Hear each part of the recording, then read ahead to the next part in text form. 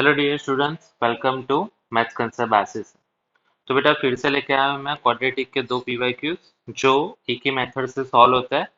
जो देखने में आपको डिफिकल्ट लगता है, आप शायद पहली बार देख रहे होगे, तो आप डेफिनेटली इसको स्किप करते हैं कि चलो ये बाद में करते हैं, लेकिन ये इतनी आसानी से हो जाता है कि आपका कॉन्फिडेंस ये बूस्ट करेगा। इससे पहले एक वीडियो में मैंने ये आपसे डिस्कस किया हुआ है कि अगर कोई भी आपको पी एन गिवन है जिसमें कोई भी क्वाड्रेटिक के दो रूट अल्फा एंड बीटा का एडिशन या फिर सब्ट्रैक्शन जो आपको गिवन है, तो आप इसको कैसे सॉल्व कर सकते हैं वो देख लीजिए। सबसे पहले बेटा एक क्वाड्रेटिक इक्वेशन है ऐसा, जिसको मैंने आपको बताया था कि इसको आप ये फॉर्म में सॉल्व कर सकते हो। Minus n+1 minus 4 times P N is equal to 0। इसको डिक्रीजिंग ऑर्डर में, भले ये यहाँ पे एडिशन हो या फिर माइनस हो, आप ऐसे इसको लिख सकते हो। ठीक है, अब सब कुछ p के फॉर्म में है। ठीक है, अब ये तीन चीज डिक्रीज फॉर्म में, मतलब एक के बाद एक कम फॉर्म में हमें चाहिए। तो ध्यान से देख लो, यहाँ पे 15 16 है, 14 16 है, 15 14 15 13 14। तो हमें ये बात तो पता चल गई कि हमें कुछ भी करके ऐसे ही नंबर चाहिए जिसमें 14 15 16 हो, उसके बाद हमें 13 वाला भी चाहिए। तो चलो इसको मैं ऐसे लिख सकता हूँ बेटा, कि इसको मैं ऐसे लिख दूं, चलो हाईएस्ट 16 है तो P16 minus P15 minus 4 times P14 is equal to 0, ऐसे लिख सकता हूँ। इसका मतलब ये हुआ कि यहाँ से हमें मिल गया P16 minus P15 is equal to 4 times P14। ये हमें मिल गया इक्वेशन 1। ओके, उसके बाद हमें दूसरी बात चाहिए कि हमें P13 भी चाहिए बेटा। तो फिर से वही का वही फॉलो करो, लास्ट में हमें P13 चाहिए ना, तो फी फॉर P13 यहाँ पे आ जाएगा 14, यहाँ पे आ जाएगा 15 इज इक्वल टू 0।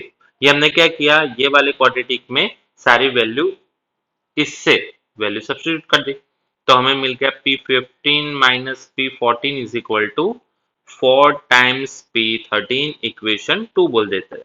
अच्छा, इससे फायदा क्या होगा अभी देखते हैं। चलो, तो अब क्वेश्चन पे गौर करते हैं। अभी तक हमने क्वेश्चन नहीं देखा है। अगर मैं क्वेश्चन पे गौर करूं तो ये ऊपर वाला और नीचे वाले में हम कुछ सॉल्व नहीं कर सकते, लेकिन ऊपर वाले में मुझे कुछ अलग अलग दिख रहा है। क्या अलग अलग दिख रहा है? तो ध्यान से देखिए बेटा, ये दोनों जो टर्म है, वो दोनों जो टर्म में यूज किया गया है, 2 बार 16 है, और अगर आप यहाँ पे देखें तो 2 बार 15 है। तो चलो सॉल्यूशन पे आगे बढ़ते हैं। यहाँ पे मैं ऐसे कर सकता हूँ बेटा, ऊपर से मैं P16 कॉमन निकाल दूं, तो यहाँ पे बचेगा P15 माइनस P40। ठीक है, और ये जो पीछे वाले दो है उसमें से मैं माइनस P15 निकालता हूँ जो कॉमन है, तो यहाँ पे बचेगा P15 माइनस P14। अरे, ये तो दो रूट हो गए बेटा, देख लो, आप अच्छे से देख पा रहे हो, P13 इंटू P14।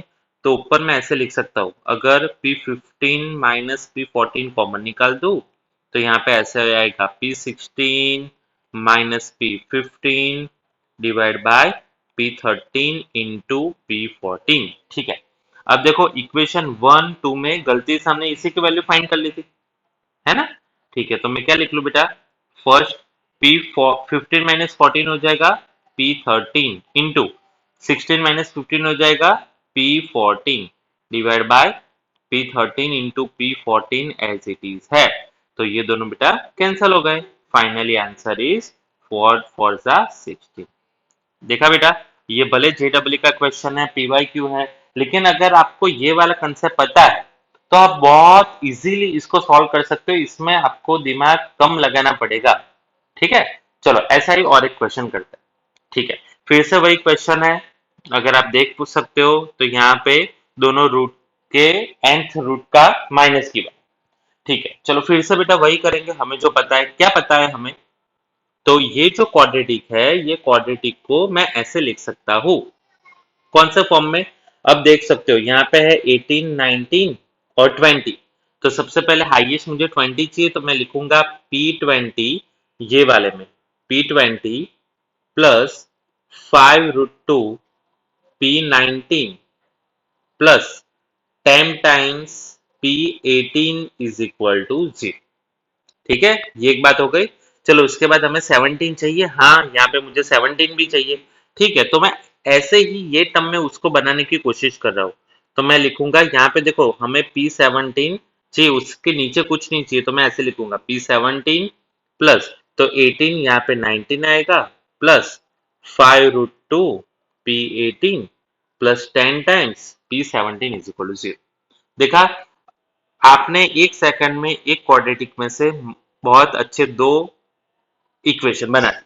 अब दो इक्वेशन को हम सॉल्व कैसे कर रहे हैं उस पर डिपेंड। तो अब आप क्वेश्चन पे गौर करिए। अगर मैं क्वेश्चन देख पा रहा हूं तो ऊपर से कुछ कॉमन निकल रहा है बेटा, देख पा रहे हो?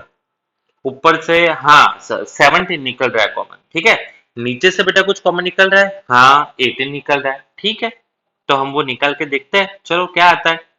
ठीक है, तो ऊपर से मैं अगर P17 कॉमन निकाल दूं तो यहाँ पे बचेगा P20 प्लस 5√2 P19।